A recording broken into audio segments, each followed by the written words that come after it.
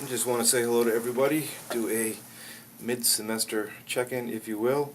Can't believe that we are sort of in the middle of, or the early stages of November, but the season is upon us with Thanksgiving and the holiday seasons that will be rapidly approaching. Hard to believe, but we have to start thinking about shopping and gifts and other things, but we still want to keep forensic science fresh in our minds. So I want to just do a sort of a video little check-in, comment in the thread here, let me know how you're doing.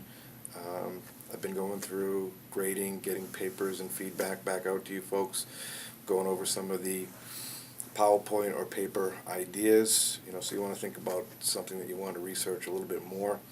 Rather than me assigning you a topic, I prefer you to choose a topic.